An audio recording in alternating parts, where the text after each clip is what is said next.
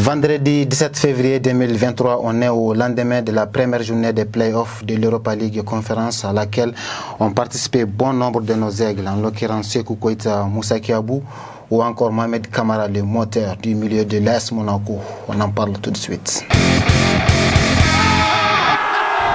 On commence par l'AS Monaco du milieu de terrain malien Mohamed Kamara qui est allé arracher une victoire sensationnelle de 3-2 sur le terrain du Bayer Leverkusen jeudi soir. Comme attendu, Mohamed Kamara a tenu sa place de titulaire dans l'entrejeu des Monégasques avec une performance moyenne mais nourrie d'une efficacité remarquable à la clé.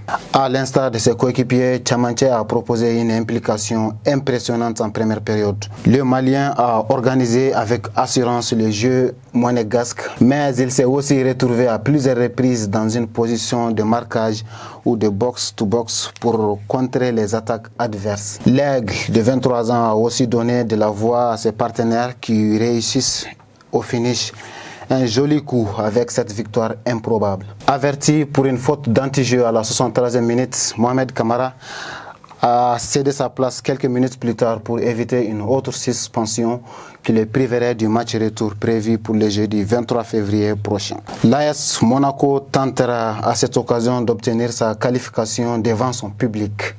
Mais à l'image du match auquel on a pu assister ce jeudi soir, l'opposition s'annonce très compliquée malgré le léger avantage que se sont assurés les rouges et blancs. Dans le même temps, le RB Salzbourg de Sékou Koïta a surpris la Roma du Special One José Mourinho avec une victoire épatante de 1-0 sur la pelouse du Red Bull Arena. Reversé de la Ligue des Champions après un parcours honorable mais insuffisant dans le groupe E dominé par Chelsea et l'AC Milan, les Autrichiens ont dû sortir le grand jeu pour battre les champions en titre de la Conference League. Entré à la 82e minute, l'attaquant malien Sékou Koïta a fluidifié les percées offensives des siens, mais il a manqué de précision dans ses quelques prises de balles. Néanmoins, l'ailier de 23 ans a pu célébrer l'unique but de la partie qui a permis à son équipe de prendre une option précieuse pour la suite. Sékou et ses partenaires devront faire en sorte de terminer le travail le jeudi prochain lors du match retour afin de ne pas gâcher cette victoire chèrement acquise. De son côté, Moussa Kiabou a passé une soirée plutôt difficile avec Sheriff Tiraspol en Conference League.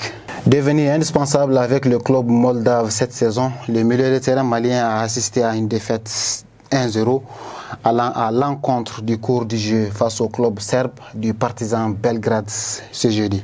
Intéressant dans l'attitude et surtout dans l'impact où il n'a pas hésité à aller au duel. Le Malien a tout de même failli dans son rôle d'assureur d'équilibre de son équipe. Le match retour s'annonce déjà très rude pour le Malien et ses partenaires. En Afrique, la phase de groupe de la Coupe des Confédérations a débuté le week-end dernier pour l'AS Real qui représente le Mali dans cette compétition. Opposé au tout-puissant Mazembe le dimanche dernier à l'occasion de la première journée dans le groupe 2, l'équipe de Nouhou Mdiané s'est lourdement inclinée 3-1 sur la pelouse du club congolais qui était privé de son gardien de but malien Ibrahim Moukoro. Les Maliens qui n'ont rien proposé de bon dans le jeu tenteront de faire mieux le dimanche prochain en accueillant l'US Monastir de la Tunisie qui s'est défait des Young Africans de Djigui Diarra 2-0 le dimanche dernier. Les amis, c'est fini pour aujourd'hui. On reviendra plus tard avec plus d'infos sportives. Entre-temps, portez-vous bien et vive les aigles.